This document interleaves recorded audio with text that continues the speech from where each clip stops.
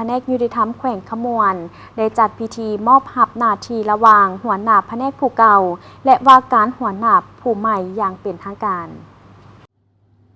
พิธีจัดขึ้นในวันที่25 ธันวาคม 2025 โดยการเป็นประธานของท่านมั่นยืนคินสมรรองประธานคณะกรรมการปกครองแขวงขมวน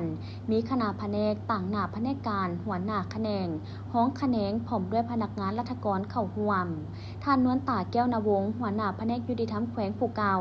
ได้รายงานเวียกงานในระยะผ่านมาเป็นต้นแม่นเวียกงานทะเบียนศาลเวียกงานกฎหมายและโฆษณาเผยแพร่กฎหมายเวียกงานส่งเสริมยุติธรรมและเวียกงานแก้ไขข้อขัดแย้งทางด้านเศรษฐกิจเวียกจัดตั้งปฏิบัติคำตัดสินของศาลเพื่อปฏิบัติตามความเรียกร้องต้องการทางด้านหน้าที่การเมืองปรับปรุงกลไกการจัดตั้งให้ถูกต้องสอดคล้องและไปตามทิศทางแผนการในการกำหนดพนักงานนำพาคุ้มครองจากนั้นก็ได้มีการมอบหับหน้าที่ระหว่างท่านนวลตาแก้วนวงศ์หัวหน้าแผนกยุติธรรมแขวงผู้เก่าและท่านลำพรศรีอักษรว่าการหัวหน้าแผนกยุติธรรมผู้ใหม่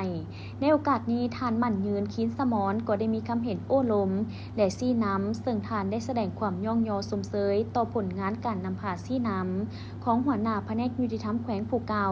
ที่ได้ประกอบส่วนอย่างตั้งหน้าเข้าในเวียกงานยุติธรรมตลอดระยะผ่านมาพร้อมเน้นให้หัวหน้าแผนกยุติธรรมแขวงผู้ใหม่สืบต่อเสริมขยายมูลเสื้อความสามัคคียกสูงความรับผิดชอบในการปฏิบัติภาระบทบาทสิทธิและหน้าที่ซึ่งการสับเปลี่ยนยกย้ายหน้าที่เวียกงานแม่นเป็นเวียกปกติของภาครัฐเพื่อรับประกันความเหมาะสมและตอบสนองกับความเรียกร้องต้องการของหน้าที่การเมืองในระยะใหม่